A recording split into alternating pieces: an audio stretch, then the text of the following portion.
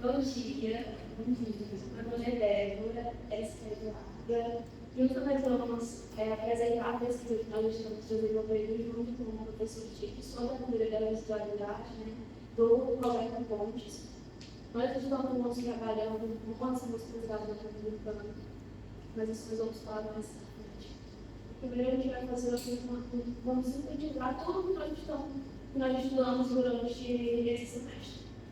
A gente trouxe aqui uma pequena apresentação que tem os problemas da teoria da visualidade, escrito pelo Roberto Pontes, nos feitos elaborar a teoria, que é as ideias transformadas que os costumes desapareceram, mas ficaram as palavras imutáveis testemunhas de crenças desaparecidas. Eu acho que de alguma forma conversa bastante com a teoria da visualidade, porque quando ele fala de que as palavras são imutáveis, as palavras elas podem ser tanto a fala, você uma fala com a escrita, né? E é isso que acontece. Os tempos mudam, o tempo passa, muda, mas as palavras ficam, o que foi dito antes permanecem. E é justamente isso que a teoria da visualidade vem nos apresentando, né? Que é sobre os resíduos que atravessam o tempo e atravessam as mudanças e permanecem. Então, a gente vai começar falando a nossa apresentação falando da realidade da existência e o professor Roberto Pontes entende a realidade como fundamento da residualidade. Ela é o meio pelo qual a conversa se transforma e reaparece nas culturas posteriores. Longe de ser um vestígio do passado, a realidade não é concebida que atua como principal veículo de permanência dos resíduos culturais. Então, a realidade como existe esse macro da visualidade, ela vai funcionar como, por exemplo, no passado, muitas histórias, muitas crenças, muitas regras, muitos mitos não tinham a questão da escrita, não foram,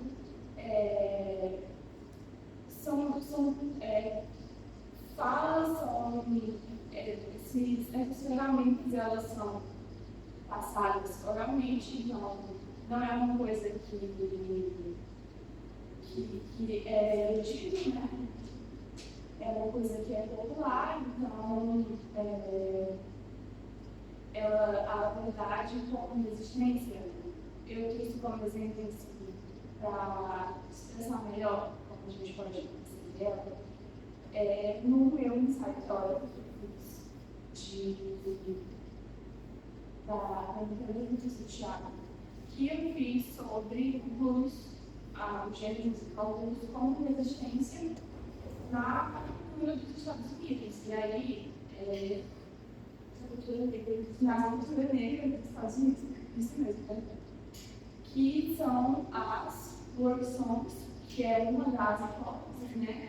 Como pode ter surgido blues, que são as work songs ou field poems, que são os cantos que os escravizados cantavam durante o trabalho compulsório, que misturavam as línguas africanas junto com o inglês recém-inserido, né, no vocabulário dessas pessoas. Então, até chegar ao blues em si, teve toda uma trajetória, iniciou com cantos que as pessoas cantavam para amenizar a questão do trabalho compulsório, para amenizar a questão do passado, e às vezes a também ajudava a organizar a produção, assim,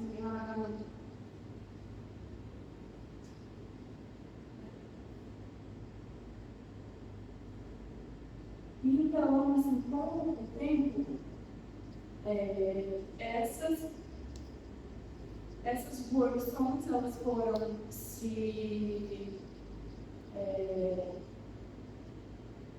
foram evoluindo, né, até chegar na questão do blues mesmo.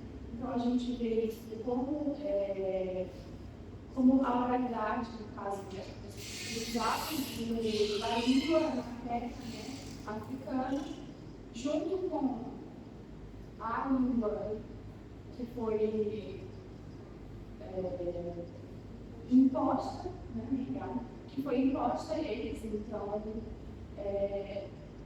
é uma questão assim, muito da resistência também, né, porque era uma forma de essas pessoas elas firmarem a sua cultura ali naquela situação que elas estavam inseridas, né, no caso do trabalho compulsório da escravidão, era uma forma de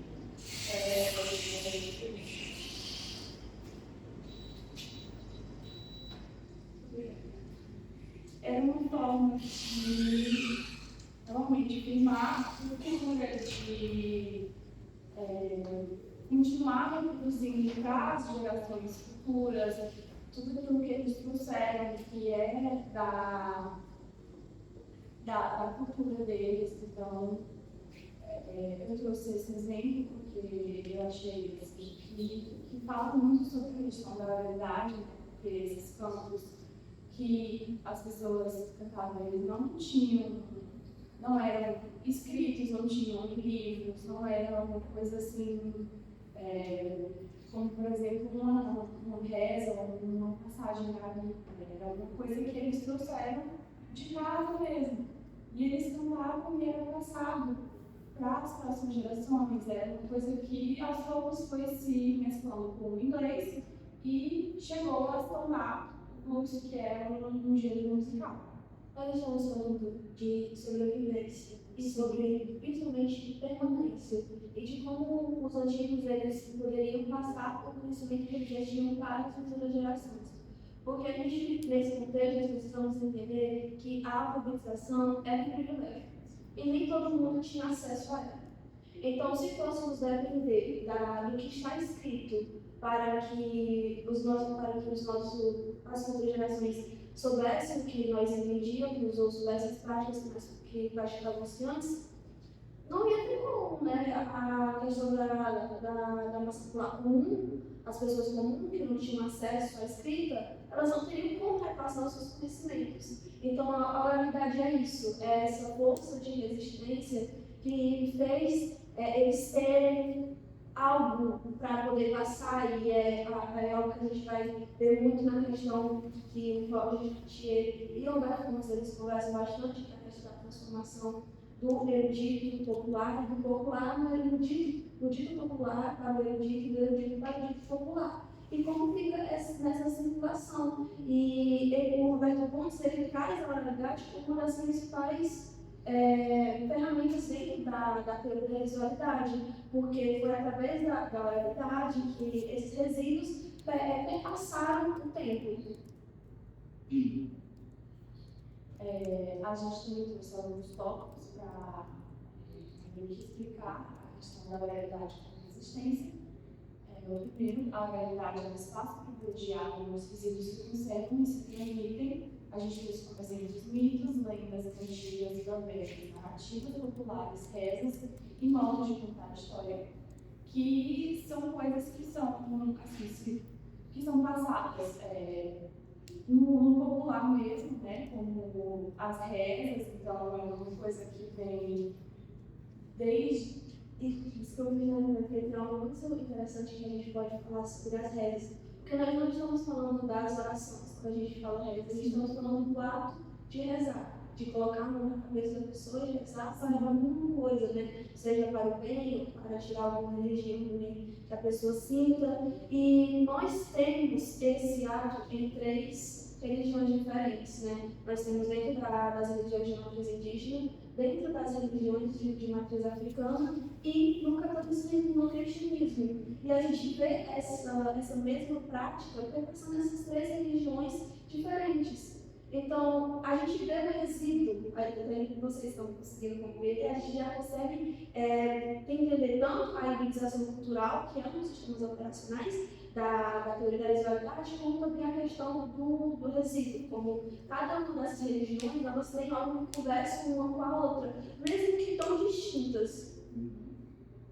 Outro exemplo, que é o que a gente está estudando muito instantinho, é a questão da Manumitana, que é uma senhora negra, analfabeta, que de alguma forma conta histórias que vieram que chegaram até ela, histórias que você consegue encontrar resíduos na Idade Média, né? São histórias que são contadas assim, com características medievais, características que não fazem parte aqui do imaginário brasileiro, né? Da cultura brasileira que ela é inserida.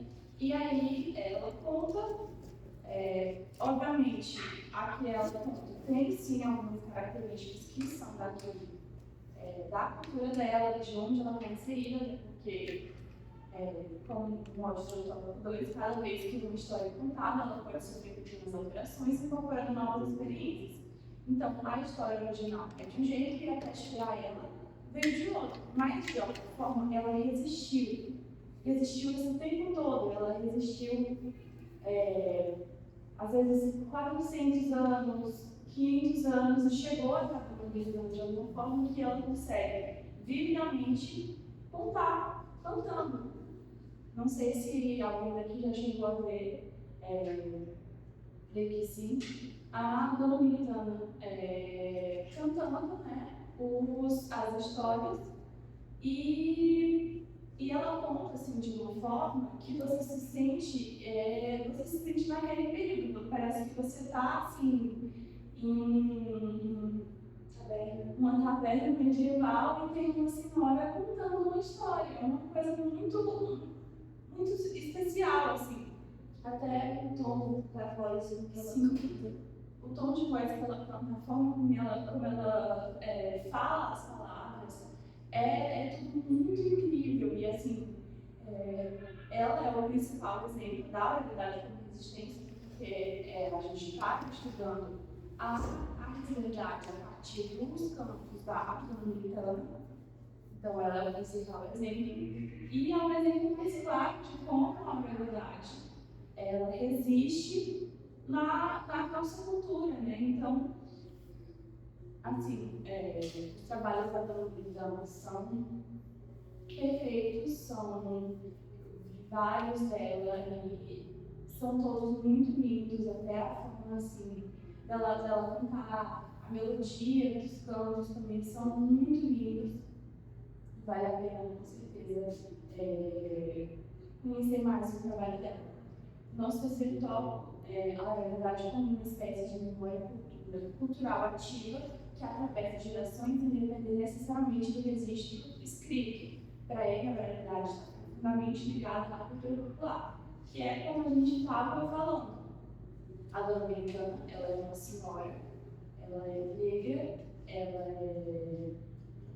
é analfabeta e, de alguma forma, essas histórias chegaram até ela. A gente tem registro, né, dessas histórias, que foi como a professora passou para a gente. Tem a dona Americana, ela fala da história da Alzira também. Ela canta a história da Alzira, então é uma coisa que tem sim escrita, mas chegou até ela de outra forma. Chegou até ela por outra pessoa que contou a ela. Então ela estudou em algum lugar e de alguma forma ela conseguiu assim lembrar e passar essas histórias, né? É uma coisa que está muito viva na memória dela. Então é um exemplo muito claro da oralidade como resistência. E como isso acontece, né, gente? Como que uma história como a da Alzira, que a gente sabe que ela está escrita, né, e se ela está escrita porque alguém escreveu, alguém que tinha, né, os conhecimentos tanto para de alfabetização, como que chegou até ela? Uma história que está ali naquela porcentagem da sociedade que sabia ler e escrever. Como que chegou? O Roger Chartier, ele vai falar sobre isso dando um exemplo da Espanha do século de ouro, que foi ali entre o século XVI, na época do Renascimento, no século XVII, quando já iniciava o Barroco. Ele fala sobre, ele exemplifica, na verdade, como as pessoas elas faziam leituras públicas. Alguém que sabia ler e escrever pegava aquela obra escrita e lia em uma praça onde várias pessoas se reuniam, de pessoas comuns que não sabiam ler, elas se reuniam ali e elas escutavam. Então, ele fala que elas liam com os ouvidos, né? E elas guardavam na memória aquilo que elas estavam escutando, e aí elas passavam para frente. E assim que acontece esse processo em que o erudito chega até a comunidade, até as pessoas comuns, né? E ele vai falar algo muito genial. Tanto o Roger quanto o Roberto, eles falam que nada é realmente original, que tudo tem um pouco do outro. Então, o erudito e a cultura dita popular, elas não são opostas, elas se complementam de alguma forma, elas se incorporam uma à outra. Então, quando algo que era erudito, um texto que era erudito e vai chegar nas praças públicas, e as pessoas, elas escutam, e aí elas vão repassar essas histórias, só que da forma delas. Porque não tem como a gente decorar a história 100% perfeita. Não é possivelmente humano que faça isso. Então, vai ter palavras diferentes, vão ter alguma coisa diferente, vai ter um ponto diferente, coisas que vão adicionar, coisas que vão retirar. E essas são as adaptações que vão ser feitas durante esse processo, né, de repassar. E o Roberto ele vai falar sobre a questão do oposto. Como que as culturas populares chegam ao erudito. E aí ele fala sobre como aquilo desperta a curiosidade das pessoas que têm, né, aquela capacidade de estudar mesmo. E como que algo que era do dito popular, do erudito, chega ao dito popular. Então, eles começam a estudar como isso aconteceu, ou eles começam a estudar como a história está sendo contada agora. Então, a história que era do erudito, foi o dito popular, volta a ser erudito, e aí volta a ser popular, e aí fica nesse círculo, nessa circulação, nesse meio de transformações, mas mesmo assim, cada um tem um pouco do outro. Não existe só a cultura dita popular e não existe só a cultura dita, elas conversam entre elas. Então ele vai falar, né, como esses elementos na sensorialidade, como esses elementos na sensorialidade, na coletividade, acabam sendo apropriados, e não de uma forma ruim.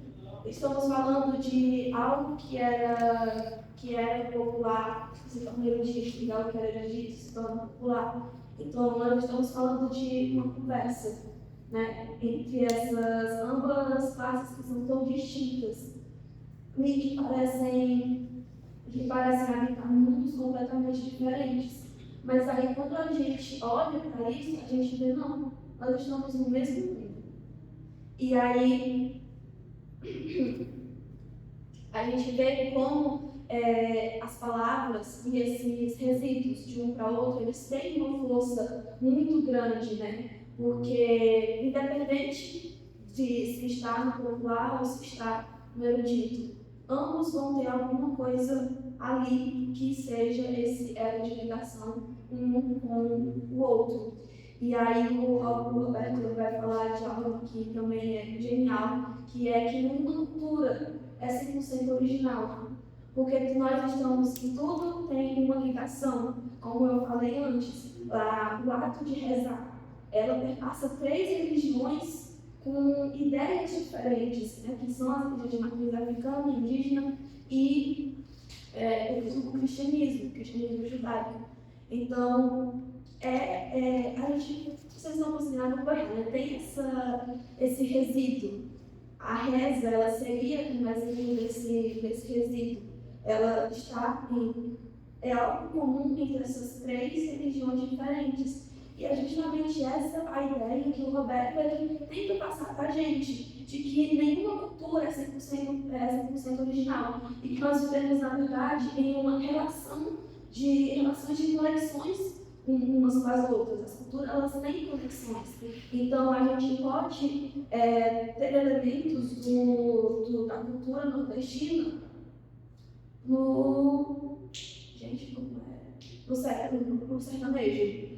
Temos elementos no sertanejo, temos elementos do elementos da cultura nordestina no árabe, né, na cultura arábica. Então nós também temos a questão do sertanejo, que é uma mistura das religiões de matrizes africanas, de pessoas que eram como é que chama, gente? Os cangaceiros. Então a gente já tem essa conversa, né? E aí, dando uma continuidade, agora também estamos falando de que a cultura, ela não se cria sozinha, ela vem de algo que já existe. A gente trouxe esse ponto, que é a teoria da residualidade, analisa a cultura como um processo de continuidade, não de substituição total. Para Roberto Montes, nenhuma cultura elimina completamente a anterior, mesmo quando se apresentam culturas profundas ou transformações históricas significativas. Como exemplo, a gente pode trazer a nossa própria cultura aqui do Brasil, né? A gente é um país miscigenado, tem muitos elementos da cultura portuguesa, da cultura dos povos africanos, tem também a questão da cultura indígena. A gente consegue perceber isso também muito mais na questão da nossa língua mesmo, de como a gente fala, com muitas palavras que a gente usa no nosso dia a dia que são do vocabulário indígena.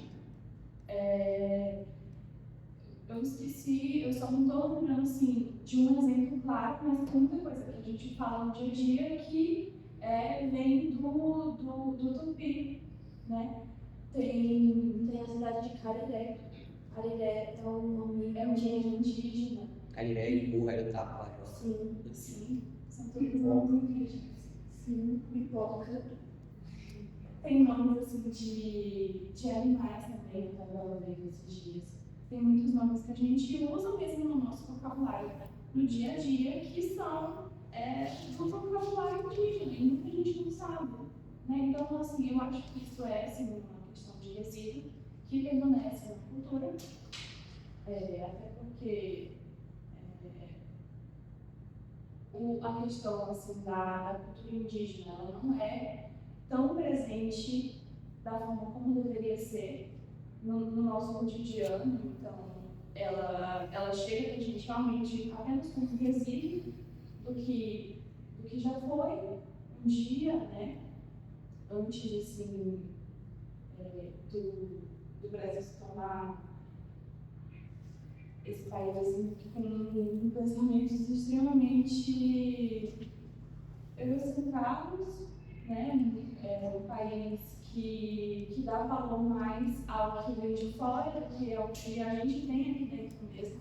Ao que a gente construiu aqui dentro, a gente vê muitas pessoas dando mais valor à cultura dos Estados Unidos ou então da Europa, e deixando de lado o tesouro que a gente tem aqui dentro, que é a nossa própria cultura, que a gente construiu com o passar dos anos.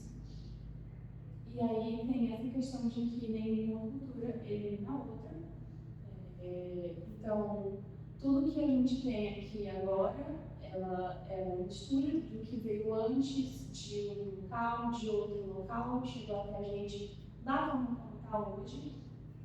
Então, mesmo que tenha tido um tipo de transformação muito grande, né, como a gente colocou aqui, transformações, culturas profundas ou transformações significativas, alguma coisa ainda permanece na atualidade. No caso, o resíduo daquela cultura que chegou até a gente. A gente vê um exemplo disso na questão das correntes literárias, né? Quando a gente rompe uma corrente para começar outra, como a gente rompeu com o romantismo para começar com o realismo, não é? Então, não foi do zero que o realismo começou. O realismo ele começou para não ser o romantismo. Então, ele já tem algo do romantismo aí, porque já é algo para se opor, a não ser aquilo. Então, ele não surgiu do nada. Ele surgiu do que não eles queriam que fosse, do que eles não queriam no romantismo, surgiu o realismo. É por isso que quando tem essa parte de culturas profundas, as culturas profundas elas acontecem, nós sabemos que acontecem, mas elas não apagam tudo o que já foi. Porque não tem, como lá no começo a gente falou, né, que as transforma, a vida se transforma, o mundo muda, mas as palavras ficam, tem as permanências. E essa questão também tem da tentativa de tentar realmente apagar, né? No caso, assim, a gente vê muito questões, resíduos da cultura africana, indígena, que chegou até o Brasil, que as pessoas tentam negar, tentam apagar do cotidiano, da história do Brasil mesmo. Muito da nossa cultura é africana. Sim, com certeza. No próximo tópico, o autor defende que não havia quase nada de original na cultura humana. Quando o sistema cultural se transforma, partes dele continuam existindo, ainda que modificadas ou combinadas com novos elementos. A teoria compreende que a cultura humana é uma complexa rede de conexões. Ela se forma a partir de encontros culturais, liberalidades superpostas e hibridizações constantes. Tradição e inovação, oralidade escrita, popular e erudito, antigo e moderno, que coexistem. Então, essa parte, ela vai falar sobre como as culturas, assim, elas não existem ali separadamente, elas não são únicas, então tudo que a gente tem em cultura, ela é parte de outra. Isso veio de outro local, veio de, assim, até mesmo, por exemplo, algum povo que viveu isolado.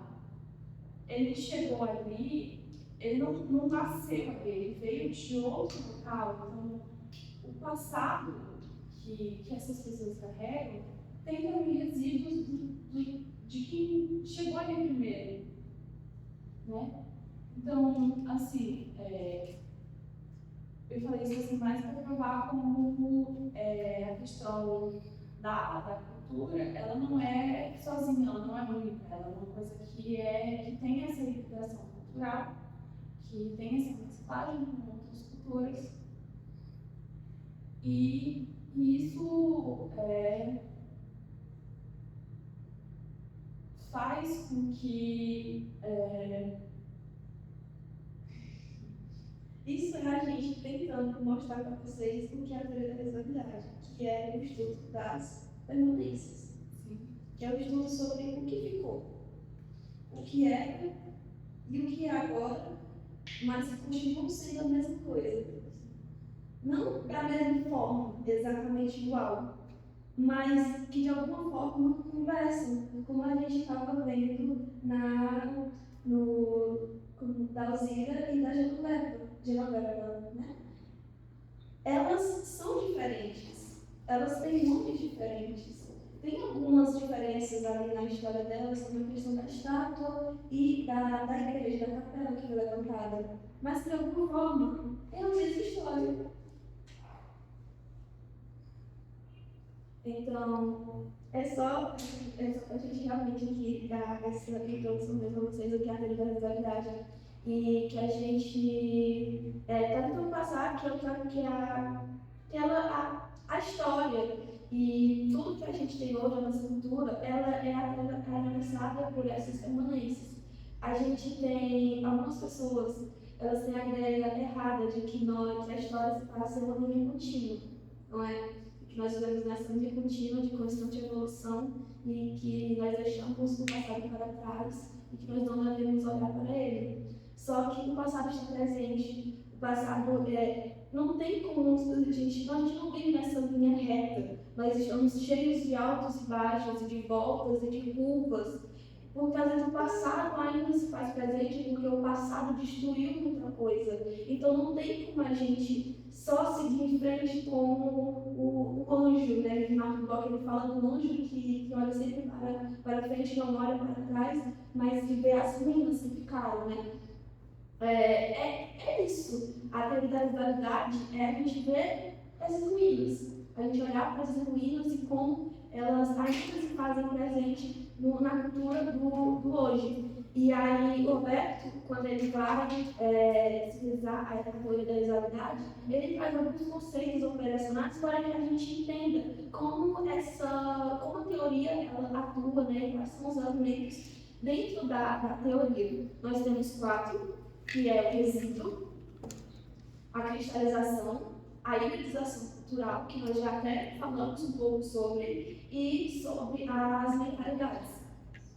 O resíduo, eu acho que todo mundo já conseguiu aqui pegar exatamente o que é o resíduo, né? O resíduo é o elemento cultural que permanece. Independente do tempo que passa, independente das adaptações e das transformações que acontecem, o resíduo é aquela força ativa não morta, é a força que sobrevive, né? É o que resta daquilo que foi deixado para trás. Só o resíduo ele não é uma repetição exatamente igual, né? Como nós estávamos falando. Ele é um resíduo, ele é um vestígio de algo. E a cristalização, que é a parte que eu mais tive dificuldade, eu vou conversar aqui para vocês, que eu mais tive dificuldade para entender. A gente conversou bastante nos nossos encontros com o professor Tito sobre essa questão da cristalização, porque era algo que realmente dava muito dor de cabeça tanto para mim como para a Luda. Eu acho que eu vou tentar aqui explicar e eu espero ser mais aproximar mais do que é a cristalização. A cristalização vai ser esse resíduo, né? Vai ser como esse resíduo se torna, como ele vai ser as transformações que ele vai passar até ele ser algo fixo. A gente pode entender como uma água. O resíduo ele é algo fluido, né? Que muda, que se transforma e que as pessoas vão falando e aí vai se transformando até que chega um momento em que todo mundo conhece a mesma história. Então essa vai ser a cristalização, esse momento em que a água se torna gelo. É esse momento em que as histórias foram passando, foram mudando, mas que em algum momento todos conhecem a mesma história. Consegui, né? Então, a cristalização vai mostrar as sedimentações, né, e do resíduo. Mas não é o final. Não é o final. Esse não é. Pronto, acabou. Esse vai ser o resíduo e agora só ele vai existir. Não. Começa todo o processo de novo. Porque o tempo vai passar e aquela história vai se transformar de novo. E aí vai acontecer outra cristalização. E assim continua. É um processo contínuo. A teoria da usabilidade trabalha com processos contínuos. Nada permanece, nada é 100% fixo. E a hibridização cultural, ela vai ser justamente aquilo que nós estávamos debatendo há pouco tempo, que é a questão do encontro e as misturas entre tradições diferentes que formam algo novo. E a gente já deu vários exemplos de como isso acontece, né? E que as culturas elas não se desenvolvem de forma isolada. Elas estão sempre ali em contato, estão sempre influenciando umas às outras. E a hibridização cultural vai ser a parte que estuda essas misturas e como que acontece esse contato, né? essa conversa. E, por fim, a mentalidade. Ela é um conjunto de crenças, valores e visões de mundo de uma época. Não é um tempo individual, mas que é profundo compartilhado socialmente. Persiste e, através de ações, mudando a produção cultural. Quando eu li o livro da Benita, Escritos Visuais, eu entendi a mentalidade como aquilo que, mesmo com todo esse processo de transformação da cultura, é aquilo que permanece de alguma forma, né? Como, por exemplo, os nossos costumes, são coisas que a gente já cresce ouvindo aquilo, um sentimento, a gente cresce com aquele tipo de costume, com aquele tipo de fala, valores pessoais, valores morais, e assim, do que eu entendi da moralidade, ela é isso, ela é aquela questão do que permanece no imaginário, né, popular, do que permanece,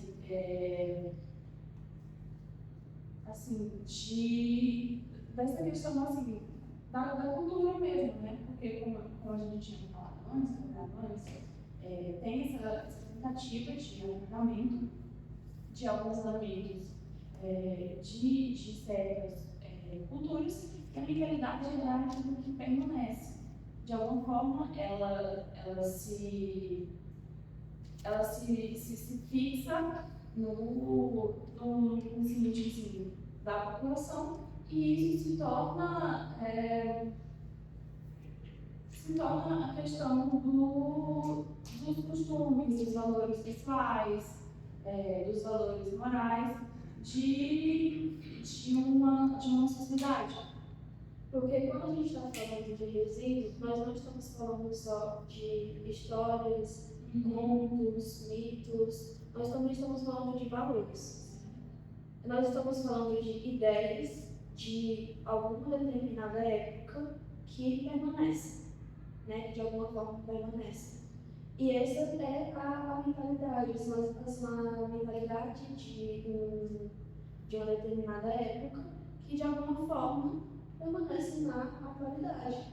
Então, o resíduo não é algo restrito somente ao campo da literatura, né? Ele também é algo que pode entrar na história para a gente fazer essa análise sobre as ideias, os valores, né, e as mentalidades de determinadas épocas que ainda estão presentes e que ainda se mantêm vivos através desse resíduo. Essa é a capa do livro que nós temos para fazer a pesquisa, que é a obra da Rubem Carlos Moreira, que ela faz uma entrevista muito boa, com livros maravilhosos para o Roberto Pons. Se vocês tiverem interesse, vocês podem ir atrás desse livro, porque ele responde muito bem sobre tudo o que é a teoria da residualidade, cada ponto que a gente apresentou, nas palavras do próprio Roberto, né, que é a melhor pessoa para falar sobre a teoria, já que a teoria foi sintetizada por ele. E se vocês quiserem também, a gente digitalizou o livro inteiro. Pode ficar no grupo do GE. E aqui são as nossas fontes, nós usamos artigos e dossiês, tanto da Alice, do que nós fizemos as leituras. Também fizemos muita leitura de Chartier, que conversa muito com o Roberto nas suas ideias sobre a teoria da residualidade. E essa é a nossa apresentação. Espero que vocês tenham conseguido tirar algum proveito disso, algum conhecimento. E eu quero desejar a vocês boas festas e aproveitem as férias. Na verdade,